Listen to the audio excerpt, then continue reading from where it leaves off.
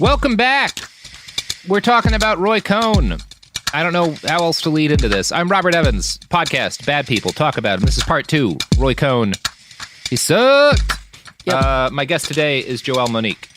Joelle. Hi, yes, I'm good. I'm eager to learn more about Roy Cohn and the terribleness that he inflicted on our country. Yeah. He inflicted nothing but pain. And that's good for him, I guess.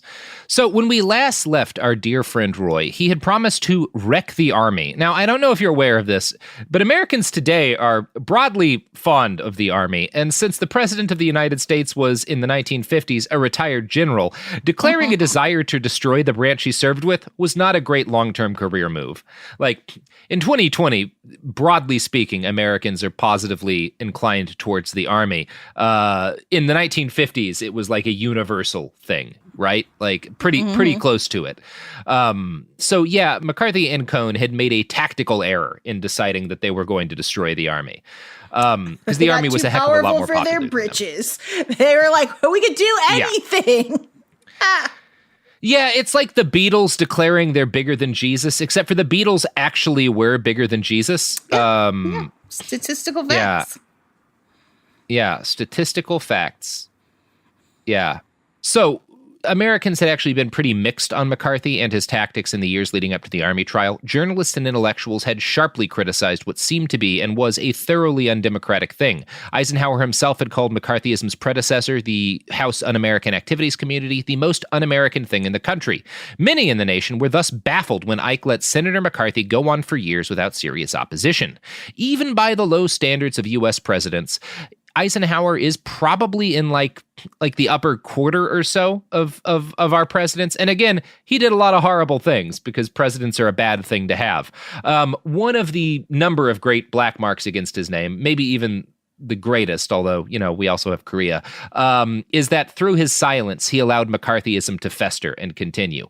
Some scholars claim his neglect was intentional, an indirect approach he used to subtly stymie the senator. Ike, they claim, secretly leveraged his influence to modestly obstruct the Red and Lavender Scare. C.D. Jackson, an Eisenhower speechwriter, tried to convince his boss to take action. He later claimed, "The president read my text with great irritation, slammed it back at me, and said he would not refer to McCarthy personally. I will not get into the gutter with that guy."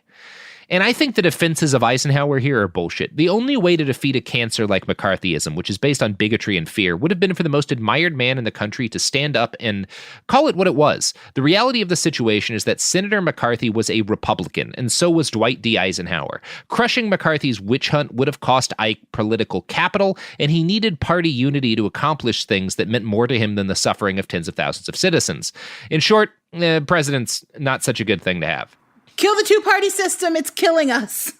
Yeah. Literally destroying us. Yeah. It's such a problem. Not to be too salacious, but do you think they also had blackmail on him? On Eisenhower, I doubt it. I honestly think this is perfectly explicable from Eisenhower just not wanting to deal with something that would have been nasty. Like, he had he had shit he wanted to do. And he didn't really care if gay people and leftists were being harassed. And if some innocent, not innocent, because the gays and the leftists were innocent, but if some people who were neither of those things got mistakenly drawn into it too, he just didn't care because it was more important for him to do the things that he wanted to do with the political capital that he had. Crazy. So he just didn't do any, he knew it was the wrong thing, what McCarthy was doing, and he clearly disliked McCarthy, but he didn't care to stop it because that would have meant sacrificing something else he wanted, Because again, good people don't become the president. And Eisenhower is, in this period of time, about the best person we get as president. Still not a very good man. Fair enough. Let's look at the lineage. Not much has changed. Not much has changed. We had one moderately good person be president, and he was not a good president. Sorry, Carter. So the whole hellish circus finally met its end in the spring of 1954 as the Army trial drew to a close with the cross-examination of a young lawyer for the Army. Now, this man was a fresh-faced, earnest young person serving in uniform. He was the kind of person Americans love, right? You've got this like young, educated Army man, like sitting, like handsome, sitting in like the center of the trial, being cross-examined by Roy Cohn, who is a monster. Now, the trial was televised, and it was one of the first mass TV events in world history. 20 million Americans got to watch this kid, who is basically like the avatar of their beloved military and of white innocence, get torn apart by Roy Cohn and Joe McCarthy. It was nothing that Roy and Joe hadn't done to hundreds of people before, but because the victim was a friendly young white man, the cruelty suddenly mattered to Americans. That is exactly what happens, is they pick on a nice white boy on television, and that destroys their careers. I mean, that's how we got all of our gay legal legislation in the early aughts. Mm-hmm. And even now, it's like, our white family members are gay? Well, make some changes then. White people are gay? Well, I guess we'll have to deal with that, yeah. I guess they're people, yeah. So, no. It also mattered that a man with some sort of moral character happened to be taking part in the hearings, and that man was Joseph Welch, the Army Special Counsel. He had hired the young lawyer that McCarthy and Cohn were badgering, and eventually he got fed up enough to tell them, "Until this moment, Senator, I think I never really gauged your cruelty or recklessness." Now, Cohn was savvy enough to see the room's response to this and to realize that he was on television and realize how bad this looked, and he desperately, you can watch, again, this is all on video. You can watch him try to get McCarthy to back down. You can watch him being like, no, we gotta, this isn't gonna go well for us if we keep pushing this shit. But Tail Gunner Joe would not have any of that bullshit. He continued pressing the young lawyer until Welch told him, "Let us not assassinate this lad further, Senator. You've done enough. Have you no decency, sir? At long last, have you no sense of decency?" Listen, the 50s love decency. They love decent people. Yeah. Oh, no. Yeah. Now, this was the death knell for McCarthyism. Yeah. The Army put together a dossier on Roy Cohn, which listed all of the ways he had threatened and intimidated witnesses in order to get his boyfriend light duty and better assignments. The White House leaked this to the press and to Congress, and suddenly McCarthy and Cohn were being censured for abuse of power. I'm going to quote now from a write-up by the Miller Center. In May 1954, Ike simply said that administration officials and all executive branch employees would ignore any call from McCarthy to testify. Eisenhower explained his action, declaring that it is essential to efficient and effective administration that employees of the executive branch be in a position to be completely candid in advising with each other on official matters, without those conversations being subject to congressional scrutiny. Now, this was a bold and daring move, and it worked. McCarthy, his credibility in tatters, and now starved of witnesses, hit a brick wall, and his fellow senators turned against him. In early December 1954, the Senate passed a motion of condemnation in a vote of 67 to 22. McCarthy was ruined, and within 3 years, he was dead from alcohol abuse. The era of McCarthyism was over. Ike had helped bring it to a bitter end. And again, Ike only gets involved and puts his personal credibility on the line to take out McCarthy when McCarthy makes a mistake that pushes people against him. I mean, yeah, no, it makes sense. Oh, he's already dead? Kill him. Kill him now. Crazy. Cowardice is the best way to describe it. And the fact, and even that one senator who had the piercing line of have you no decency. Sir, look in a mirror. If 20% of America's work population had to be interrogated and it took one white dude for you to be like, oh, maybe I should pay attention. I don't know how much decency there is in that either. Yeah. Yeah, it's great. So Cohn left the government in 1955, never to return. Stymied from continuing to assault and abuse his political enemies, he decided to go after the next best thing, acquiring the wealth necessary to keep fucking with people.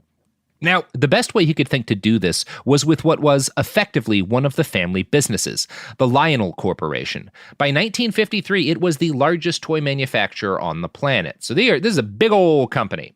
When Roy returned to New York in 1955, he decided to take it over. Now, he worked at a law firm by day, which was a job that his dad got for him. And he organized, while he's working during his days at a law firm, he's putting together cash from himself and his other investors and his family money to buy up 200,000 shares of Lionel, bit by bit. And he does it kind of in secret. By 1959, he had enough to make up a controlling interest in the company. Roy took charge of the Lionel Corporation, and of course, he proved to be absolutely terrible at the job of managing a toy company. Roy Cohn somehow does not get what children want. Oh, no. Yeah, I know. Who'd have thought Roy Cohn would not have known what kids wanted in a toy? Yeah. So basically, under several years of Roy Cohn's management, Lionel collapses, leading to Roy's ouster and paving the way for the company to be bought by Neil Young. Wow. Yeah, the musician Neil Young buys it. He's apparently huge into toy trains. Yeah. Never would have guessed. Mm-hmm. That part of it, Neil Young taking over, is actually a very sweet and a very happy story. So obviously, we're not going to talk about it at all because this is my podcast. No, that makes sense. But Neil Young's great. Throughout the 1960s, Roy developed his career as a lawyer for the powerful and incredibly fucking shady. He had a particular fondness for working for the mob. Among his clients was a guy named Fat Tony Salerno, who, by the way, The Simpsons' Fat Tony is based off of the real mobster Fat Tony Salerno. Yeah, that's why his name is that. Nobody watching The Simpsons today knows about this mobster from the 60s and 70s, but yeah. Fat Tony Salerno ran the biggest numbers racket in New York City alongside prostitution and loan sharking and all of the normal mob shit you'd expect. Through a confusing set of schemes, he actually came to co-own a huge number of New York City parking lots with the mob. Roy Cohn did. So Roy is the mob's lawyer, and he winds up basically, there's all these parking lots that are supposed to be owned by the city of New York, but one of the city employees basically allows Roy and the mob to control them. And so Roy co-owns a bunch of paid parking spaces with the mafia in New York City.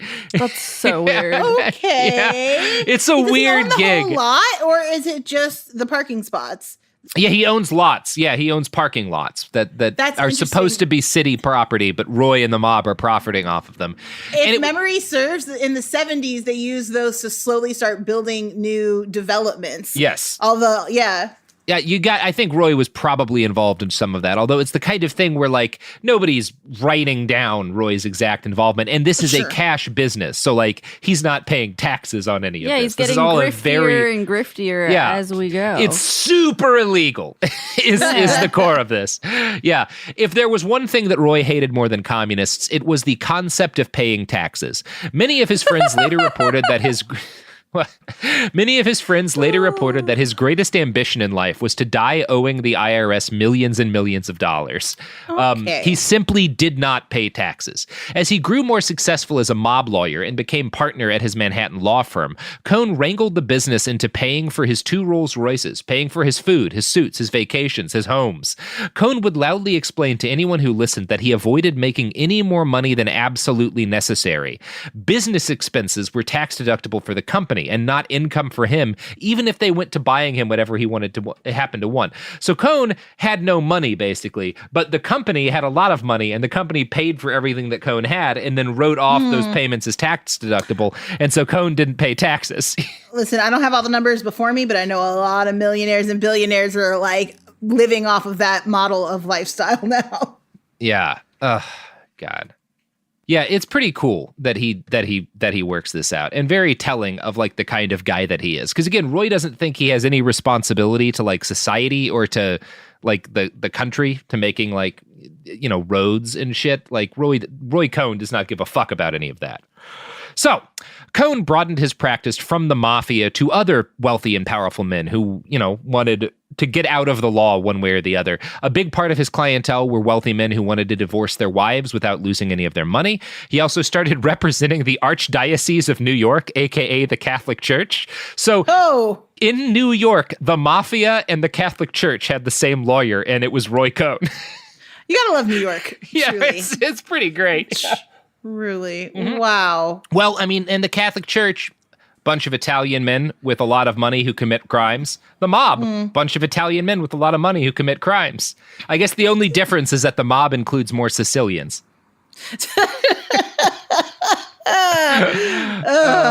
It's good stuff. It's good embarrassing. Stuff. Yeah.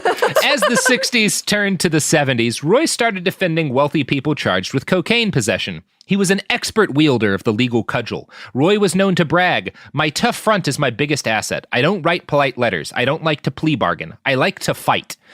And he was also famous for saying that all he cared about in a case, it didn't matter. Like, he didn't care about the evidence. He didn't care about the charges. He just cared about who the judge was, because his job in any court case was to manipulate the judge. Nothing else mattered. Yeah. I think so. Yeah, if we go back to episode 1 where we were talking about his childhood and growing up with all of those judges, he would know, this is an atypical type of judge, or this one's, and he's familiar with all the cases. It makes sense. Lean into your strengths, Roy Cohn. Why not? Yeah. It's totally like he's very consistently the man he is his entire life. He's like 20 something at that point. He's 27 when he and McCarthy are like finally when their crusade ends. So like he never changes. Like, that's kind of the thing about Roy Cohn, is he is exactly the same person his entire life, which is remarkable. There's no arc. Like he at no point does Roy grow as a human being. Well, when your mom, is taking care of you into your 40s, you have no need to grow. Yeah, you do think that might have had something to do with it. In 1973, Roy Cohn met the man who would become his moral protege and almost a son to him, Donald J. Trump.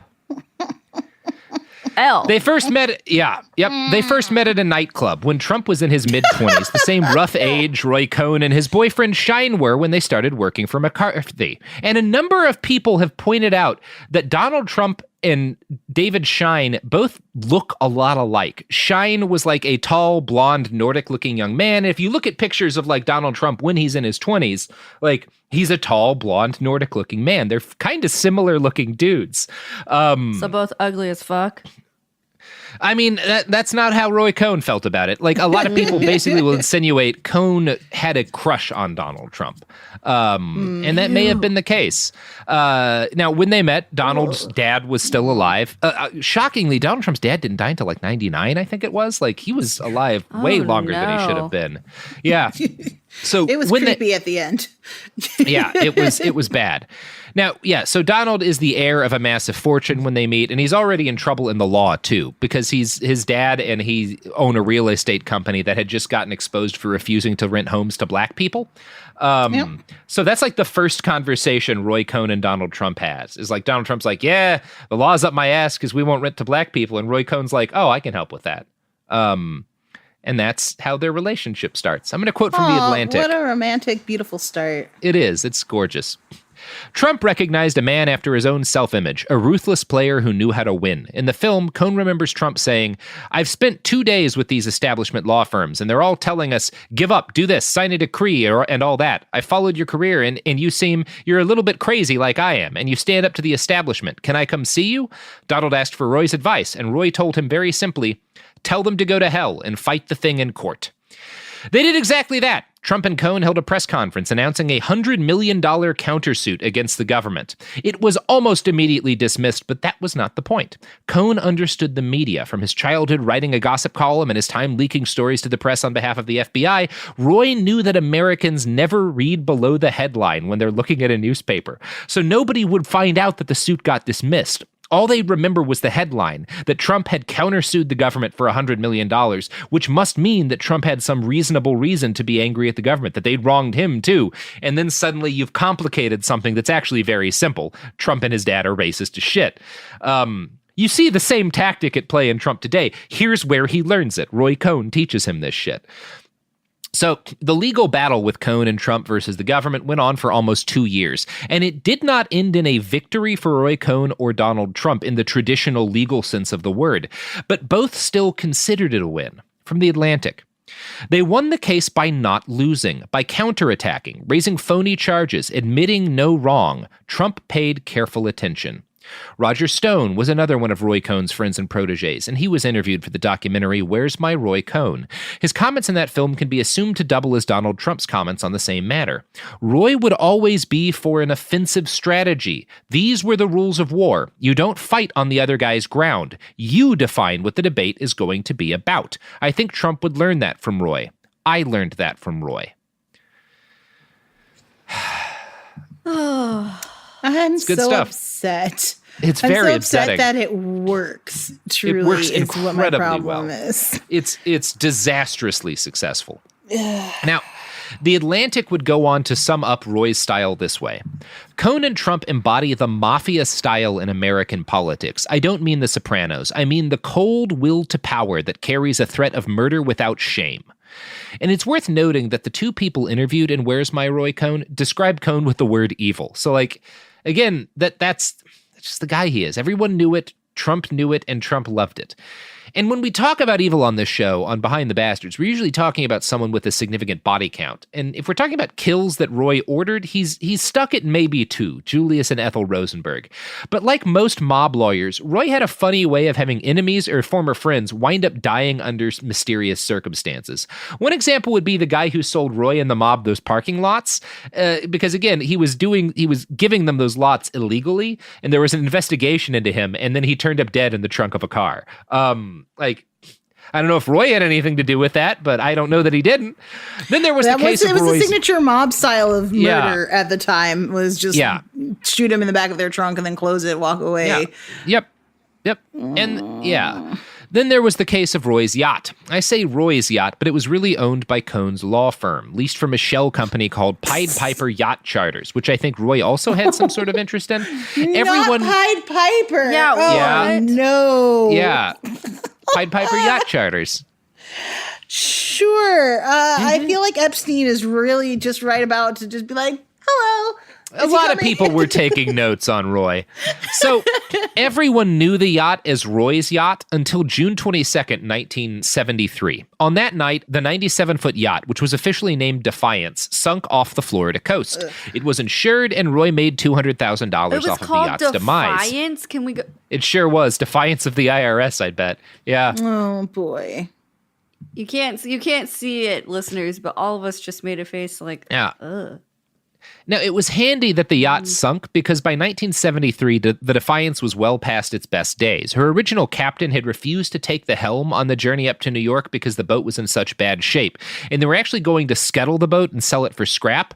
But the fact that it sank meant that Cohn got a hell of a lot more money for it because it was insured for the full value of a functional yacht. So the guy who had been the captain of the boat refuses to pilot it because it's in such bad shape. So Cohn he resigns, and then Cohn hires another captain to replace him. And the captain he picks is a convicted felon in 3 states. Not maybe the best guy to pilot your boat. Now, before the journey started, 21-year-old sailor Charles Martinson told his father that he had a bad feeling about the vessel and he wasn't sure it would make the journey. Sure enough, a fire broke out and the boat sank with Martinson aboard it, and Martinson died. His father, L.T. Martinson, was also a sailor, and something about the story that the captain told him about how his son had died didn't sit right.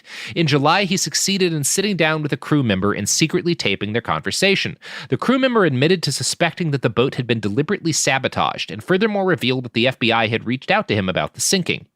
Now, the FBI never found anything conclusive, and they decided not to dredge up the boat to do a proper investigation because it would have been expensive, so they left it at the bottom of the sea with Charles's body. L.T. Martinson went to his grave believing that Roy Cohn had deliberately scuttled the boat, killing his son to make $200,000. When an interviewer asked Roy about this, his response was interesting and completely characteristic of him. This is Roy. He thinks I murdered his son? Let's look at it this way. A, I didn't own the boat. B, I didn't get the insurance. C, the statement is an outrageous falsehood. 4, how am I going to get angry at a man who lost his son? You've got to feel terrible about it. I'm certainly not going to get into a name-calling contest or a criminal lawsuit against a father who lost his son. All I can tell you is that I understand his bitter feelings, and if he read someplace that I gave a party on the boat or it was my boat, even though I never met his son, never heard of his son, never hired his son, never saw his son in my entire life, and never had any insurance come to me, directly or indirectly, I'm still not a bit angry at a man who reacts emotionally. Wow, when you lose a son, I couldn't be sorrier for him, for what happened.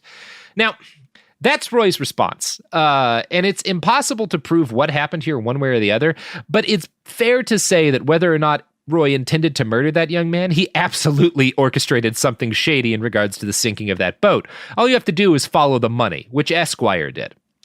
What of the $200,000 insurance policy? It was paid to a dummy corporation set up by Pied Piper Yacht Charters, owners of the boat, the same company whose escrow account Roy manipulated. According to court papers, part of the insurance money was dispersed to pay off the yacht's mortgage. Another $15,875 went to Cohn's law firm for legal fees. Another $7,100 went to the law firm as reimbursement for personal property lost on the boat. And $7,950 was paid to Cohn directly for lost property. Confronted with this information, which contradicted his earlier claims, Roy said simply, "This is possible. I'm not sure whether we were paid by the insurance company or Pied Piper. I didn't get any money from the boat sinking." Well, yeah, I mean, I got that money from the boat sinking. I got $7,000 and my law firm made several thousands. Yeah, and my law firm got thousands and my law firm pays for me. Yes. If you have power, you can just shrug and people will be like, "Oh, okay, then I guess we don't know," and they'll walk away. It's incredible that the FBI would not want to investigate this guy who's been a part of bajillion shady things. Like, this could have been your ace in the hole. Yeah, he's it's so good. He's a crimes guy. Yeah. And that poor dad. Oh, yeah. No, his life is ruined because his son is killed, possibly murdered, because some people will say that, like, the kid realized there was a scheme going on and Roy had him killed. I don't know. Like, I don't know if Roy was... I kind of doubt Roy intended for someone to die, but I think Roy had a malicious disregard for whether or not someone died. I will say that's probably true. Sure. Yeah. So this gets me to another important fact about Roy Cohn. We are never going to have a full accounting of the extent of this man's crimes. It's impossible because he knew the law, he had powerful friends, and most of the crimes he committed tended to be the kind of shady rich guy crimes that involved secretly buying businesses and manipulating escrow accounts and other things no right-minded person understands, which is why wrong-minded people like Roy get away with the shit they get away with. So, let's move back to the mob. Roy's Mafia connections came in super handy when his new buddy, Donald Trump, needed a favor. In the late 1970s, Trump was in the process of constructing a building that is still today the most famous cornerstone of his real estate empire, Fifth Avenue's Trump Tower. It was to be a huge building, as grand as the narcissistic ambitions of its namesake. And while most skyscrapers of similar size were made from steel, Trump, for some reason, wanted to build it entirely out of concrete. It was the largest concrete structure in the country for a while.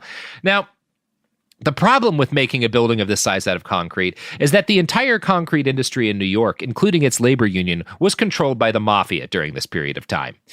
According to another write-up from Esquire, quote, "Ready-mix concrete dries quickly, which can leave developers vulnerable to expensive worker slowdowns, a common tactic from mob-controlled construction sites. While other developers were urging the FBI to take down the mafia, Trump bought its concrete at artificially high prices. According to Pulitzer Prize-winning journalist David K. Johnston, who's known and covered Trump for 30 years, Trump received in exchange a smoothly operating worksite from the construction union."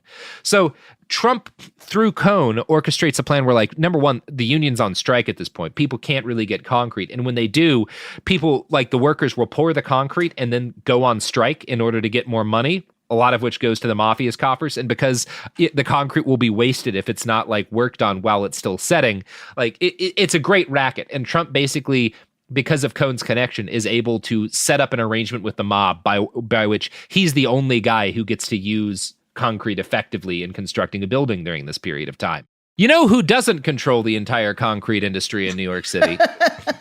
Is it your advertisers? Yeah. Yep. They don't. They absolutely do not.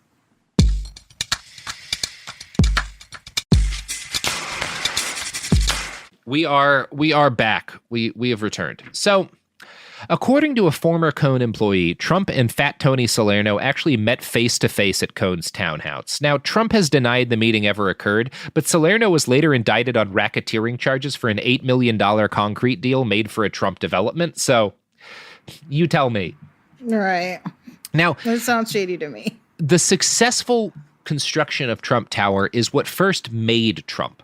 The project, which involved tearing down an old hotel that had been at the location and building up something better, had been seen as impossible when Donald announced his plans, in part because the concrete working union was on strike and there were a bunch of logistical hurdles. And it was Roy Cohn who managed all these hurdles for Trump. Like, this was seen as the reason Trump got famous, is like everyone was like, because of how corrupt the construction industry is, because of the mob, there's no way Donald Trump is going to be able to actually complete this project. And he does, and it impresses everybody. And the reason he does is because Roy Cohn fucking knows everybody. And Roy Cohn fixes this for Donald. Now, Cohn's law firm, there's a number of reasons why. It's not just his connections to the mob. One of them is that Cohn's partner in his law firm was the deputy mayor of New York City, who fast-tracked approval. Okay. Yeah. Who fast-tracked approval for Trump's construction plans. When the building was finished, Cohn engineered positive coverage for Trump in the New York Post, which was owned by one of Cohn's clients, a guy you might have heard of named Rupert Murdoch. Oh my God. Oh, they're all in bed together. Yeah. So Trump, Cohn introduces Trump to Rupert Murdoch. That's where that relationship starts, is Roy Cohn.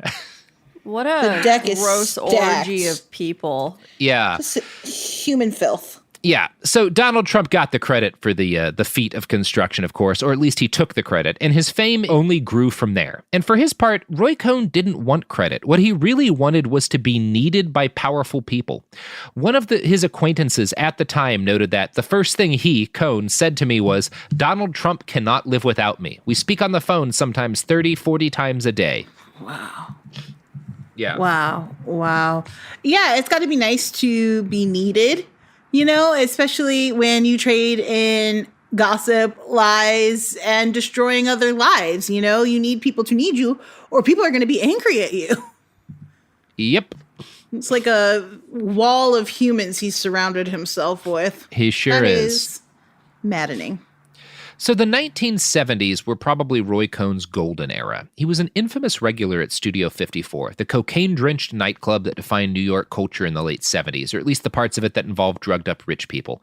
Cohn partied with Andy Warhol and an assortment of other famous people who weren't Andy Warhol. He was constantly seen with Barbara Walters, who he was fake engaged to for years in order to have a measure of... What? Yeah. Barbara's in this? Barbara! She was one of his closest friends. They basically, they were in a faux relationship for years so that he could have plausible deniability as to being gay. Yeah. Barbara Walters. I mean, girl. Feminist icon, Barbara Walters. Everybody loved Roy Cohn. That's the thing. People will also, he's friends with a bunch of people who he should have hated him because they were, left-wing or, they were, progressive or they were gay themselves. Cohn is just... one thing people point out is he was really charming. He's a people person. He's a people person. But it's Barbara. That's Joelle and I still are because she's a rich person, and rich people are all I know, part of the same class unless things go bad. Take the joy from our lives, Robert. Yeah. Do it. But again, this just continues to outline the psychopathy that clearly was Roy Cohn. Yep. The idea that you could convince all of these people to like you, despite the fact you were so clearly a horrible person in bed with the mob. An absolute monster. Yeah, I found a story in yet another Esquire article about Roy Cohn that illustrates the kind of socialite that he was and how he exercised his influence. It's a petty tale, but it's a fun one, about a restaurant spa called 21 quote, "The restaurant spa of the rich and powerful used to seat Roy Cohn in Siberia, upstairs in a corner with the tourists. One day, Roy called and made a reservation for 4 at 8 p.m. Purposefully arriving 10 minutes early, he was brusquely led to his usual far nook. Promptly at 8 p.m., the Duke and Duchess of Windsor entered the room. 10 captains stood up, as Roy remembers it, and tried to steer the Duke and Duchess to a choice table. From the corner of the room, Roy waved to his dinner guests. They waved back, pulling away from the captains to join their friend. 'Please, Mr. Cohn,' the captains beseeched him, 'allow us to give you a more comfortable table.' He wouldn't hear of it. Roy loved it," recalls his boyhood friend William Fugazi. "He fixed them. That was his way of showing them. Now he gets the good tables." So they think Roy's gross, and they give him the bad tables, so he invites the Duke and Duchess of Windsor over, and they have to sit in the shitty table with him. And then after that, he always gets the good table because you never know who Roy's going to bring. Wow. Because how dare he sit with the tourists? I mean, that's a fucking power move, though. You want to impress people? I'll just have the Duke and fucking Duchess of Windsor come in and fuck you, I'm Roy Cohn. Never fuck with me again. Yeah, the man knew how to wield power. Yeah. Now, Roy, the man who knew how to wield power, lived with his mother in her home until her death in 1967. The door to his bedroom held a nameplate that spelled out Roy in the Disney font. He collected hundreds of stuffed frogs and had weird exotic pets, including at least one llama. He was a strange dude. Wait, llama? A llama. Yeah, he had a llama at one point. as a pet. This man has too much money and time. And a huge stuffed frog collection. A huge stuffed frog collection. Yeah, what the fuck is a stuffed frog collection? Like plush, like plush frogs, like stuffed animals, but frogs. An emotionally stunted human being who's never left their childhood. He also used his connections with Studio 54, which gave him an unlimited access to drugs, to ensure a constant supply of young men showed up at his door ready to fuck. So basically, he pays a lot of these young boys in drugs. He is said to have slept with a new boy each day, and that's probably not an exaggeration. Now, in fairness, Roy was renowned for being one of the very best friends you could have. Unlike his protege Donald Trump, Roy was capable of deep and abiding loyalty. And when he chose to take someone on as a client, he would go to absurd and often illegal lengths to win their cases. In 1964, he was indicted for obstructing justice to get his client off for stock fraud. On one occasion, he helped a friend of his out by talking a judge into administering the oath of citizenship to another friend, completely shortcutting the length. Yeah, so a friend of his is trying to get citizenship for this, I think he might have been Cuban, for this filmmaker that he wanted to have work on a project with him. And he needed to get the guy citizenship. And he asks Roy, and Roy just tells him, show up at this courtroom in Los Angeles at this time. And like the guy shows up with the dude who needs citizenship in the back of this courtroom. The judge sees them at the particular time and adjourns the court proceedings, calls them up, and administers the oath of citizenship. Oh my! Like that's the kind of shit that Roy Cohn can fix, right? Listen, like when I say he was the best fixer, he was. Like he was an absolute genius at his evil craft. Mm-hmm. It is, yes, that the system can be so easily moved is still. I don't know why we live like this. Yeah. No, because if you are a guy like Roy Cohn, none of the bureaucracy exists, because you just call a person and you make it happen, which is why he has the friends he has. Now, Cohn's shenanigans did land him in constant legal trouble. In 1969, he was arrested for bribing a city appraiser. During his court case, his lawyer suffered a likely faked heart attack, and Cohn was forced to mount his own defense. He spoke with no notes for 7 straight hours, ending on a long monologue about his love for the United States of America. The jury was moved to tears, and he was acquitted. Oh, come on. Play the heart like an instrument. He's Good amazing. Lord. Like he's one of those people. He's a monster. There is a degree to which you have to respect him because he was fucking good at what he did. He was the best at being Roy Cohn. One of his friends later said of Roy, I was surprised at how absolutely shameless he was about who he was. He had almost a kind of delight in being Roy Cohn. Underneath the social persona of needing to be liked, there was an absolute menace. And for an example of that kind of menace, there was one year where he rented a vacation house at a Florida beach town, famed for being a haven for gay men. Roy partied and fucked, and he wound up at a number of the same gatherings as John Waters, who despised him. And this is one of the neat things about this. John Waters, so all of these people like Andy Warhol, Barbara Walters, are happy to be friends with Roy Cohn, as much of a monster as he was.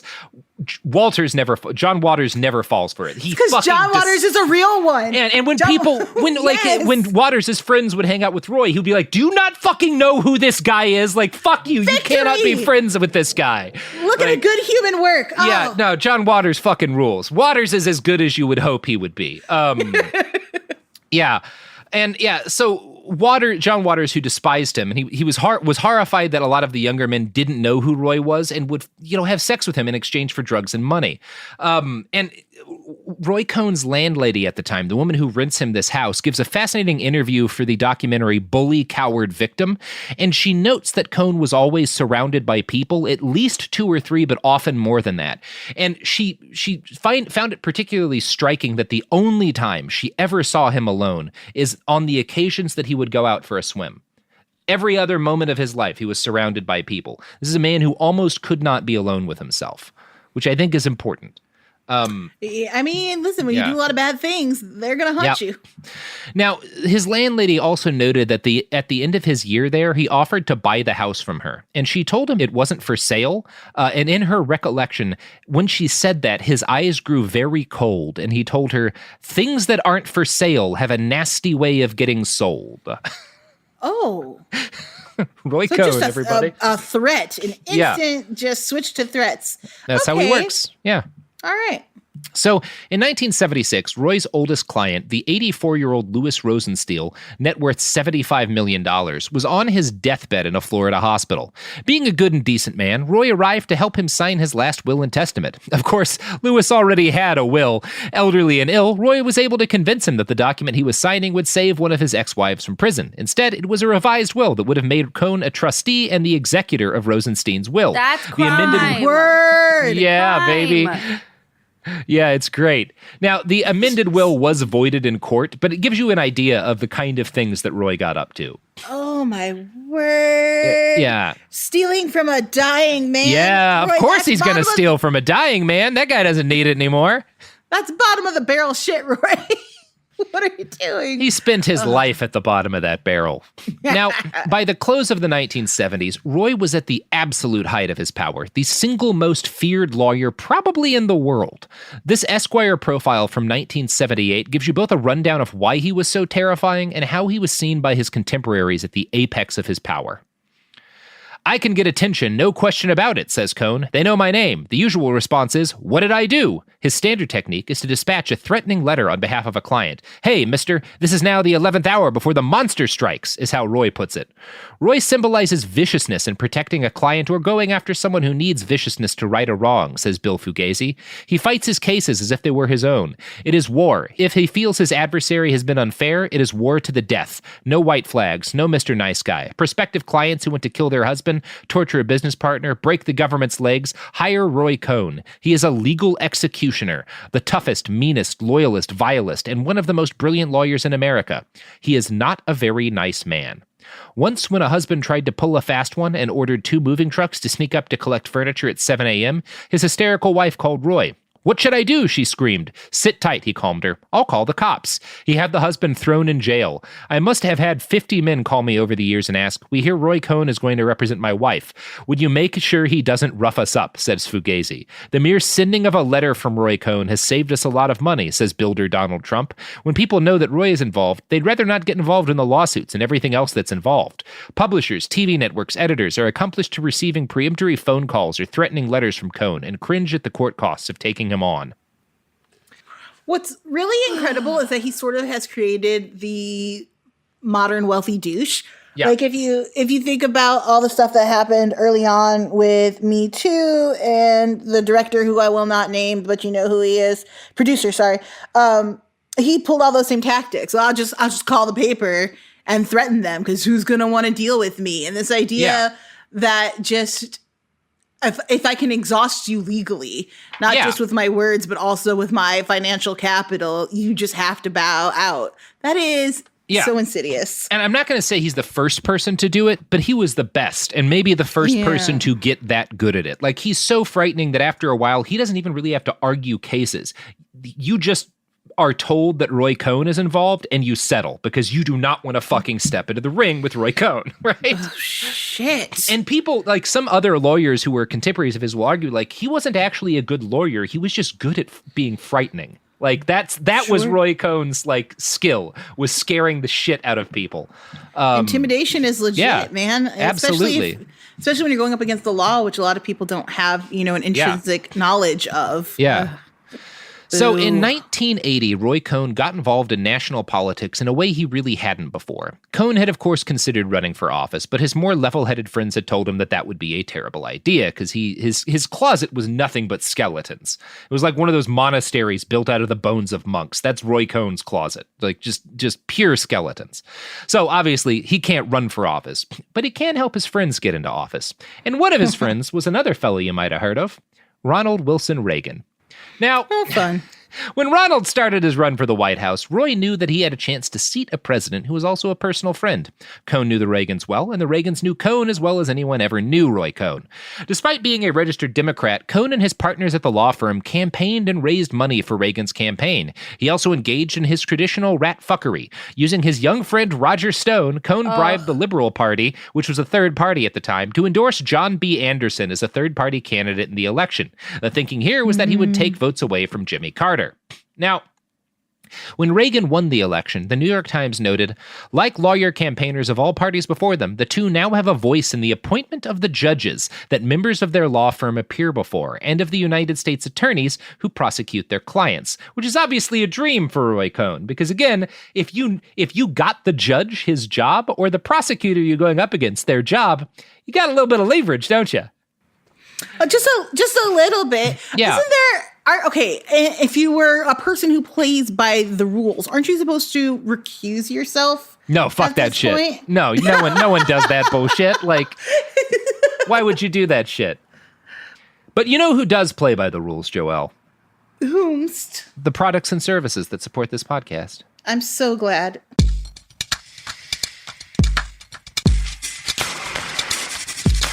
We're back. So, President Reagan certainly had no issues being seen with infamous Cold Warrior Roy Cohn. The president's men actually threw a party for Cohn and his partners after the election, and Roy himself threw one of the best-attended parties on Inauguration Day. In 1983, we're talking about a little quid pro quo here. We were just talking about how Cohn gets a voice and who gets made a judge. In 1983, Ronald Reagan appointed Marianne Trump Barry, Donald Trump's sister, to the U.S. District Court. Okay. Cool. That's good. Some good shit. By the early 1980s, some of Roy's lifestyle choices were beginning to catch up with him, namely his choice to never pay taxes. He bragged to one interviewer that, without question, I hold the world's record for having been audited by the IRS. He was in fact under audit for more than 20 years and eventually charged with... Yeah. They eventually charged him for owing more than $3 million in back taxes. Now, none of this stopped Cohn from living the high life. Between his firm and his rich friends, every need was taken care of. Cohn even joked readily that he didn't have a bank account because the IRS would immediately seize it. And as Esquire reports, Cohn's refusal to pay didn't just extend to the IRS. From January 1970 to December 1977, no less than 28 judgments were filed against Roy in Manhattan's state Supreme Court. In 14 separate cases, judges ordered him to pay the state of New York a total of $71,392.61. In 3 separate judgments, he was ordered to pay the city $9,328.10. Dunhill Tailors, oil credit card companies, a locksmith, a mechanic, a photo offset company, a stationery store, an office supply company, temporary office workers, travel agencies, and storage companies have all filed claims against Cohn. In seeking payment, these smaller creditors must retain attorneys or bill collectors. It gets pretty expensive, particularly since Roy relishes a fight. For a relatively small bill, it's often not worth the trouble. Rather than pursue Roy, a Manhattan button store swallowed a $60 bill. Asked about these unpaid bills, Roy says that during his 9-year legal battle in New York, monies and energy were devoted to survival, and there was a total lack of attention to other things. So he just didn't pay for anything. And he would be like, yeah, you're going to sue me, but like, it's going to cost you more money to sue me than to just accept that I'm getting some stuff for free. At what point does it go from being civil to criminal, though? Like, theft. Yeah, theft. He just stole shit when he wanted it. Yes, absolutely. That's Roy Cohn. He was a tremendous piece of shit. Now, Roy was also infamous among his friends for never ordering dinner, even when he would take people out to dinner. Instead, he would eat the food from the plates of his guests, grabbing what he wanted and taking it. And again, people, including very powerful people, royalty, were just accepted this. Like, this is what happens when you eat with Roy. He's just going to take food off of your plate. And I think that was kind of Roy's point. He's a power moves guy. He's all about power moves. And just like sitting down and taking food from someone's plate is absolutely a power move. It's disgusting. I don't know where your hands have been. You're sleeping with half of New York. Yeah. Fucking weirdo.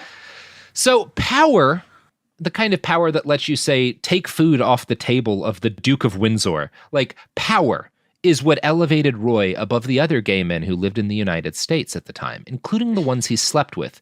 It's a big part of why he didn't consider himself homosexual, because homosexuals in this period, in Roy's eyes, homosexuals are weak. They're downtrodden. They're an oppressed class. And Roy was a powerful man with 1,000 men of influence and wealth at his beck and call whenever he needed them. For years, this separated Roy from the other gay men, both in his own head and in the heads of his wealthy and powerful conservative friends. Right? This is what elevates him. I have elevated myself above the, I'm not gay because gay people are weak and oppressed, and I am powerful. That's what separates him from them. And because he felt so separated from them, Roy took public positions against gay rights, even after the Lavender Scare. When the city of New York proposed legislation that would have provided gay people with protections under the law, Roy fought against it on behalf of his client, the Catholic Church. He argued that the legislation would dangerously influence young Americans, possibly turning them gay. At one point, Roy was asked by... Yeah. So sorry. The idea that you could just fucking live like a normal life would turn you gay.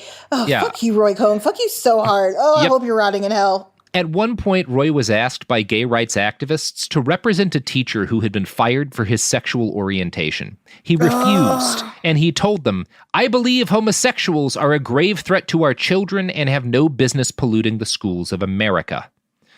Well, that's you. You're thinking about yourself. Yeah.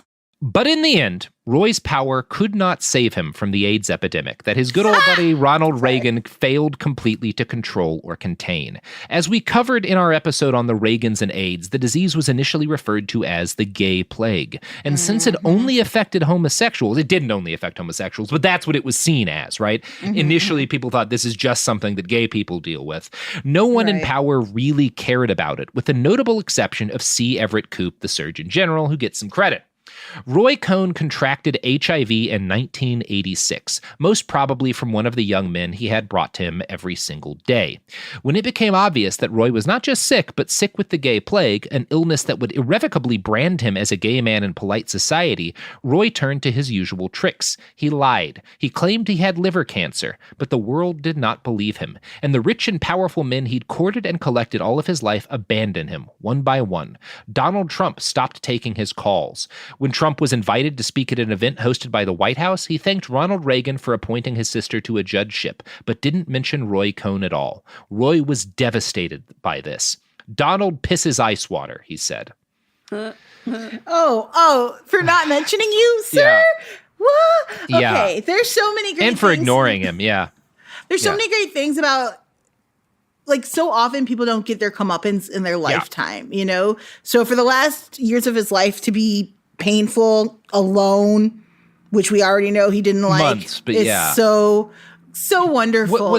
Months. What's really appropriate is that he has spent his life persecuting gay people as a gay man and denying that he is gay, elevating himself above it because of his power. And finally, this is like what happens to Roy at the end of his life is proof that, like, no, you were always a part of this community, even though you hated it and persecuted it. And you like the fact that, like, finally something bad was done to them that you couldn't elevate yourself from. You could elevate yourself from the persecution legally. You could elevate yourself from that, but you can't elevate yourself away from a fucking virus, you know? Your money could not save you here. Yeah. Although it might have if you had thrown some of it into research and helped protect your brothers and sisters in a very scary time. I will also say that it brings me a lot of joy that Tony Kushner got to explore this in a play. Yeah, Kushner did a great play about this. Yeah, it's defined never to end. It's called Angels in America. If you haven't seen it, HBO's done a pretty good rendition of it. Nathan Lane recently played him on Broadway, and it's just wonderful.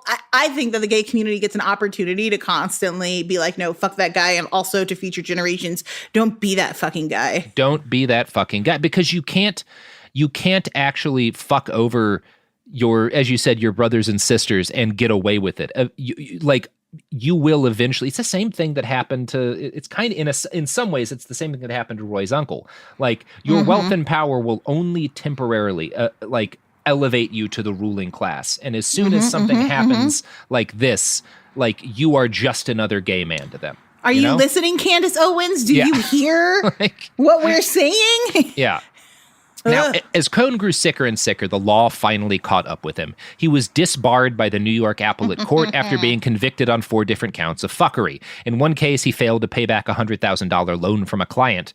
Losing his license to practice the law was one thing that hurt Roy more than any other blow ever could. He learned about the judgment watching the nightly news. Delicious. Oddly enough, the only one of Roy's old friends who didn't totally abandon him in his hour of need was Ronald Reagan. Now, Reagan did completely cut social ties with him, but he showed some mercy and approved Roy to be added to the testing pool for an experimental AIDS drug.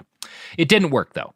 On August 2nd, 1986, Roy M. Cohn died at age 59. The IRS confiscated everything he owned. As he'd wished, Roy died penniless and deeply in debt to the federal government. Roy is not missed by anyone but Donald Trump, but he is remembered. There is a single square in the AIDS quilt dedicated to Roy M. Cohn. His epitaph is 3 words: bully, coward, victim. God damn it. Yes. Yeah. Yes. Yeah. Yes. Oh God, I love my community. What a way to just stick it to somebody. Like, not only did you die, not only do we understand who you were, but we still included you in our fucking quilt. You're one of our most one powerful of us. statements. Yeah. Yeah. Yeah. You can't escape that one thing you tried to do your whole life. Yeah. We're going to make sure in death you cannot get out of it. Oh, fuck. That is awesome. Yeah, that rules. That is so awesome. Yeah. I did not expect a happy ending when we started, but every once in a while, Robert is like, what? Here's some sprinkle of joy, friends. This was really rewarding. Yeah. The happy part of the ending is that Roy, unlike what I suspect Roger Stone and to some extent Donald Trump are going to get away with their crimes, Roy didn't. He's the one who's responsible for them, and he died not able to, it's not that he died, it's that he died unable to pretend that he wasn't what he was, and unable to separate himself from the people that he had attacked and harmed his entire life. Well, right in hell, Roy. I yeah, hope never fuck you, Roy see Cohn. You again. you gigantic piece of shit.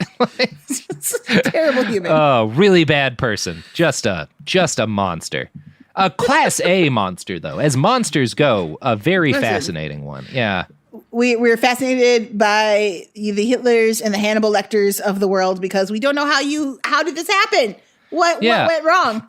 And I'm so happy that he got what he deserved in the end. And it's fascinating to me because we talked about how, the Red Scare and the Lavender Scare were allowed to continue until Roy and McCarthy picked on a young white man, right? And then it fell apart for them.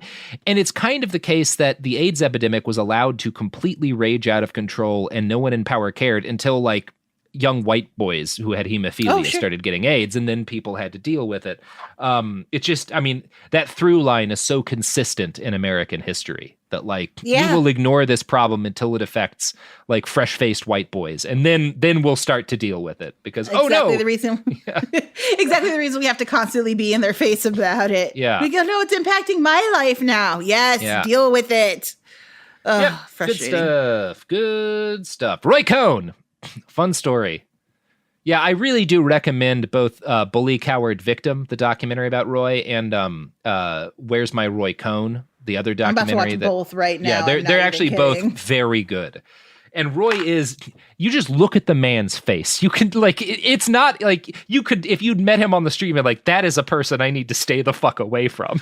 Dude, no, clearly I was looking when we were talking about Donald Trump in his 20s, and then we were talking about David and all of that. I was like, well, what did Roy look like in his 20s? He looked like an old man. Yeah, he looks like a ghoul. He's a golem. He's a monster. Yeah. You've been through too much, Roy, because you clearly there's no youthfulness in you. There's none of that young spry guy is 20 years. No, you were just born an old crotchety man with hate in your heart, and that's sad.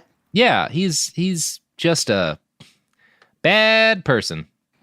Anyway, Joelle. Yes. How do you feel about Roy Cohn? You changing your mind on him at all? No, not at all. But I do feel enriched by his story. I do feel able to better target some of the assholes that are currently running shit and be like, I'm seeing the direct line. I'm seeing the shit we're trying to pull. Roy did that.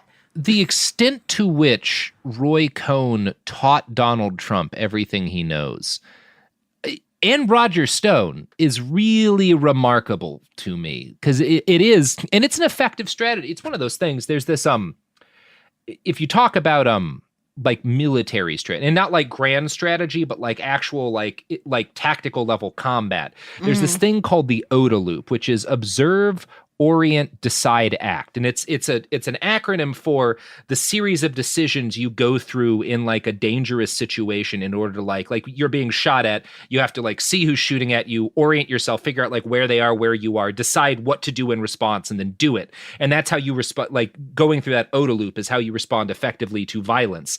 And part of successfully winning combat in that sort of sense is to disrupt the opponent's Oda loop, stop them from either seeing what's happening, which is why we use like a smoke grenade, stop them from orienting themselves, stop them from deciding what to do, or stop them from acting. You have to disrupt that Oda loop. And it's the same thing in any sort of confrontation. And Roy's strategy, and the strategy that Donald Trump picked up from him, is to be constantly disrupting that loop in his opponents. That's why you're always on the attack.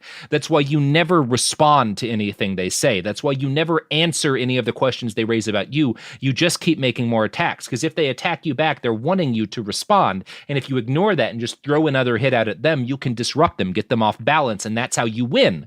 It's very effective. It's effective in the moment, but I think as we're seeing with Donald Trump long term, unless you happen to have like Roy Cohn level genius, you just can't, it doesn't stand up. Like it doesn't, eventually people are like, okay, but we do need to solve like the whole reason we came here. You eventually run into a problem that you can't defeat that way. And actually, for both Roy Cohn and for Donald Trump, it was a virus, right? Like it was for Rowan, it was the AIDS virus. Like you can't attack the AIDS virus. Like you can't like yell at it into submission. You can't scare it. And there's the same thing with the coronavirus. You can't. There's only so far lying can get you with a virus. Man, and now I'm thinking about just the role of fear and how just a combination of ignorance and fear has totally warped our country multiple times. Yes. Like almost systemically throughout its existence has been fundamentally changed by the fact that people didn't know enough and then were horrified to try to do anything to stop it. I mean, it's the only reason Trump got in the first time, misinformation and fear. And greed on behalf of the media because he was good for business. Yeah. Yeah. Good stuff. All right. Okay. I have to take a nap now. All right, that was awful. Yeah. Okay. Thanks, Robert. Thanks for being on. This has been Behind the Bastards. I don't know. Go, I don't know, light something on fire. Whatever. Be you. Live your truth. Unless you're Roy Cohn. Don't do that. Yeah. All right, we're done.